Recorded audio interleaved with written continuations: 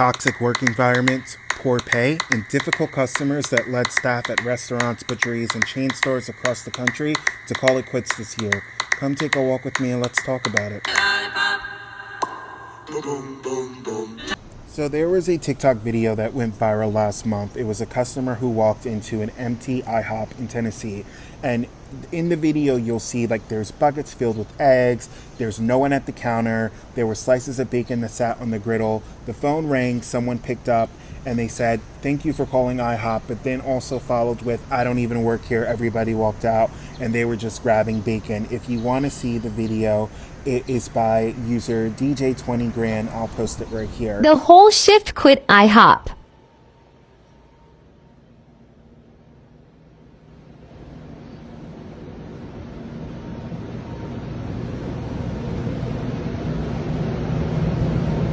I don't know where the fuck everybody is. I'm trying to get a goddamn order.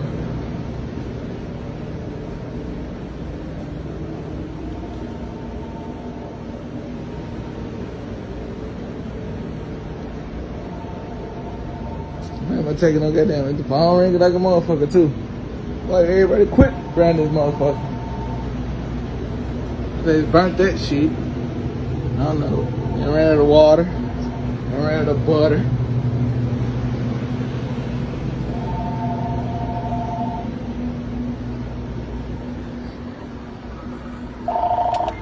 Thank you for coming to IHOP. This is Cage. How you doing? Nah, I don't even work here. I'm right here walking in the back. It look like everybody walk the fuck out this motherfucker. You hear me? I'm dead the fuck serious. I don't know where nobody at. I'm finna start grabbing bacon. You need to get the fuck up here so we can all get this bacon.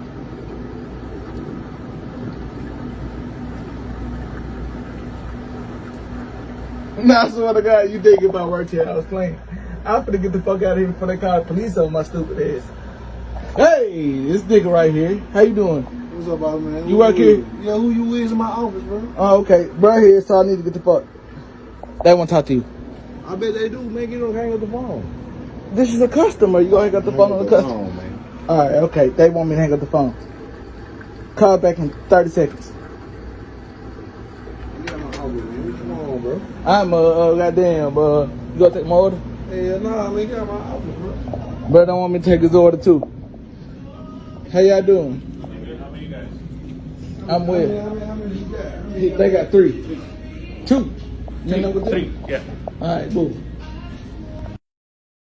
But this is similar scenes have played out across the country this summer with people saying that they quit or they're closed, writing handwritten notes that are posted like on a Wendy's drive-through screen.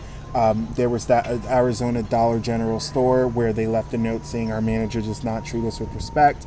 And then there was that Burger King in Nebraska, if you remember, where the marquee style sign that normally has some sort of special said, "We all quit, sorry for the inconvenience." So what really happened behind the scenes of the Great Mass Quits of 2021? Because you have dollar stores, craft butcheries. It's like each episode represents an act of collective bravery. And it's like a daring decision to choose the unknown over the status quo. But let's break it down. There's an article that I'm reading right now that basically breaks down where they interview different people who work in the restaurant industry and their situation. So let's get into it. So let's talk about Nadiria Wynn. Nadiria is a former server at this ritzy Spanish restaurant in Washington, D.C. called Del Mar. Nadiria finally decided to quit right when COVID restrictions were being lifted for restaurants, and 9 front of house employees followed behind her, causing the restaurant to close its doors. So I'm going to read you what she said. So she said, "My last day was supposed to be on that Friday that everyone walked out. I walked out that previous Sunday. I was just like, I'm literally killing myself. Lost 22 pounds in the last 3 weeks that I was there. I couldn't actually keep food down, and for what? I'm coming in for $50 a day when we could be making more than that. I started in September of 2020. Between January and February, they fired all of the management team." Ugh, I know what that's like. "All of a sudden, there's this woman, Stefania Sorrenti, who just decided to target me, nitpicking little things. Like she said something about the color of my hair tie, but my manager was also wearing the same color pink hair tie. I brought it up to my manager and I'm like, I'm being racially targeted. I was the only black person who worked at Del Mar, the only one out of 75 employees in a city that is called the Chocolate City. I was brought into a meeting with Fabio, and he said, Fabio, for example, that is the chef restaurateur of Del Mar, by the way. And he said Stefania was not going to work with me while they launched their investigation. At the conclusion of the investigation, they're like, we're not firing Stefania, but we're making her go through anger management and microaggression behavior training. And I'm like, okay, I've heard that line before. So it sounds like there was some sort of truth to what Nadiria was saying, which of course, like, who wants to sit there and do something like that? And rather than Stefania getting fired, it was the opposite, where they wanted to bring her through anger management and microaggression behavior training. It just went into high gear in about April. Stefania was packing the amount of covers diners, even though we only had 9 servers on staff. So what that means, for example, if you work in the hospitality industry, you understand a lot of these restaurants tend to be really small, and they pack this space in with a lot of tables. And what they want to do is they want to make it's purposely to make you a little bit uncomfortable, because the more comfortable you are when you're at a restaurant, you're more likely to stay. And as this is a business, you need to turn tables, because you need to just sit there. It's kind of like wine and dine.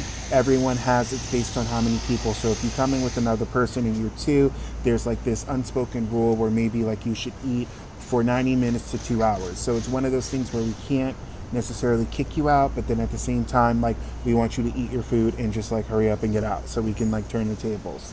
So she goes on to say she had a tape measure, and though she was being really cute by measuring them 6 feet apart, but you really need a little more clearance because some people sit with their chairs pulled out, which is a huge pet peeve of mine. I had already secured another job prior to putting my notice in, and then my coworkers had been talking about making a statement because some of the things that the management were doing were affecting our money. Where once we were making probably close to $3,000, we were now making like $1,200 every 2 weeks. It was the introduction of tip pooling, plus when we went to Stefania and we're like, you're not following COVID guidelines, they decided to limit covers. So for those of you who do not know, tip pooling is something that's become very popular, also common in restaurants with a lot of restaurant owners. Well, it used to be back in the day when you were a server, you would make your own money in tips. So you would go in, you would have your own section, and whatever you would make, it would be yours at the end of the day. And then obviously at the end of your shift, you would have to tip out. So you tip out the bartender, you tip out the bussers. But recently what they were doing, especially because the IRS got involved, now it's something where it's tip pooling, where everyone works together, and it's supposed to be team building where you work together and you try to make as much money as possible, and then all of the tips get calculated and then it gets split. So based on your role determines how much money that you'll actually get from the tip pool. So like a bartender probably makes the most, followed by servers, and then you have server assistants or back waiters and busboys and food runners and all of that. So it's supposed to be something that's team building, but it's really not. And to be honest, a lot of restaurants, especially if you work in the industry, you know, a lot of the owners will do something called skimming, which means that at the end of the night, after all the tips are calculated, they will take a portion of the tips, even though illegally they cannot do it because it is illegal, and they'll use it to pay bills or, you know, whatever. Or maybe I worked in restaurants before where certain servers were maybe like sleeping with the boss and they were able to make more money from that. It's always a thing. It's just a complete entire mess. So continuing with what Nadiria was saying. So one day they had 7 of us come in to work the floor, and we only had 20 covers. 20 covers means 20 reservations. 2 of us could have done that easily. We overheard Stephanie many times. She's like, well, they wanted safety. Now they have safety. It was a form of punishment. I think me leaving moved up the timeline for the walkout, because they're like, well, if one person walks out, then the rest of us walk out after. It'll drive the point that we're very serious about this, and this is the time to do it. The first day of 100% dining with no social distancing, one of the busiest weekends that DC is going to have in a very long time. If you're going to hit them where it hurts. So out of the people who decided to walk out, only 2 were offered their jobs back. 1 went back because he's an undocumented worker, so he's in a different situation, but the others were just like, are you going to bring everybody else back, including Nadiria, and fire Stefania? And they decided not to go back because that was not the case. Nadiria states, I feel like everybody landed on their feet, which is good. I definitely am trying to make some other moves on my end. Maybe I need to start considering opening up my own coffee retail shop, something where I can make the rules and I can treat people the way that they should be treated. Then there's Jade Golden, who is a former meatmonger for a butcher shop called Fleischer's, which is very popular in New York City and Connecticut.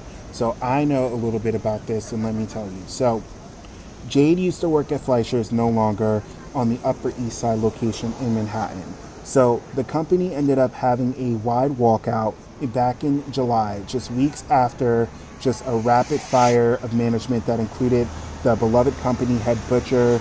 There was a friend who texted the company's majority shareholder, his name is Rob Rosania, to say that there was a Black Lives Matter sign at the Fleischers in Westport, Connecticut. That's another location that they had. They were offended by the sign, right? So Rosania, who's also like this wealthy real estate developer and a wine collector, dispatched like the Fleischer's new CEO at the time, who was John Adams. I don't know if he's still with them, to take down the sign, as well as there was another sign that was very pro LGBTQIA plus. And even though at least half of the employees that were working there were BIPOC, non-binary, and queer, the day after Adams' removal of the signs, because they also removed signs in Park Slope, like their Brooklyn store, Jade Golden, who is queer and black, joined dozens of her colleagues in rolling up her knives and walking off the job. And today, as of today, all 4 locations are still listed as temporary closed. So I'm going to read to you what Jade said. So, this is so good.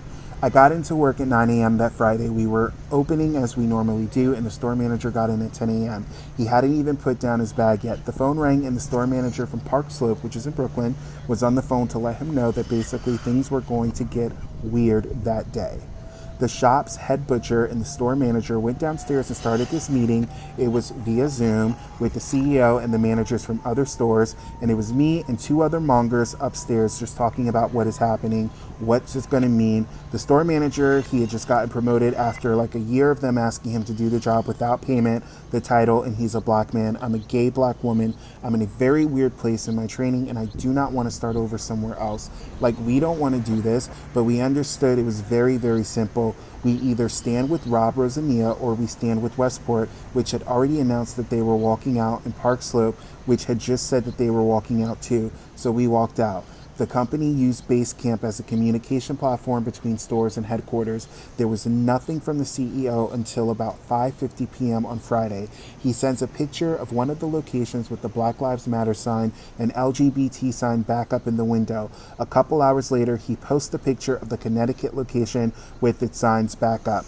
He's like, I put the sign back up now so Rob couldn't retaliate against any of you personally.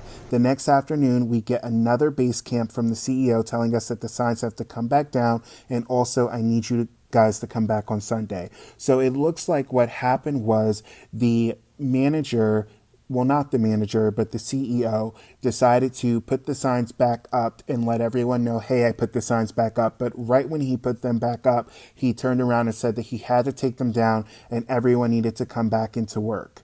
So they said, this is not the first time that I've walked out of a job because somebody did some racist, homophobic, transphobic, misogynistic shit. This is just the first time that, 1, it wasn't my idea, and 2, everybody else walked out with me.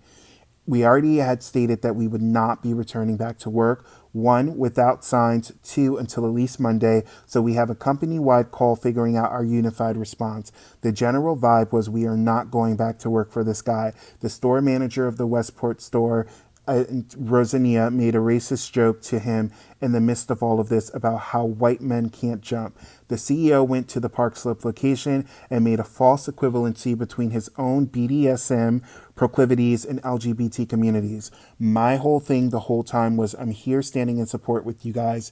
After all of that was brought to light on Saturday, I was just like, well, now I have my own issues with working for this kind of person. So I officially sent my resignation to HR in the middle of the Zoom call. Everybody had decided they were going to do the same over the next couple of days.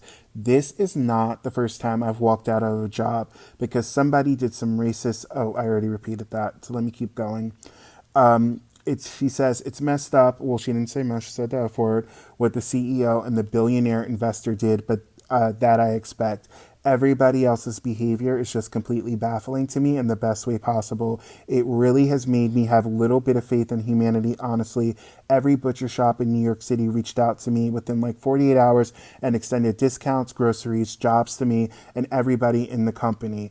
That's great to hear. And this is the thing, because I remember when this first happened and going to the Facebook page and seeing that there were so many customers, and obviously it's divided, and people are saying, well, why is it that politics have to be involved when we just want to buy our meat? We just want you to butcher our meat. We don't want to have a discussion about politics. But that's a very offensive thing to say for most people, because you have workers, and the majority of the workers are BIPOC, or else they're marginalized. A lot of the employees are marginalized, and it's like one of the reasons why that most of the employees are is because of the fact that you know how this is, and you know how this country goes when it comes to businesses, when it comes to these low-paying customer service jobs.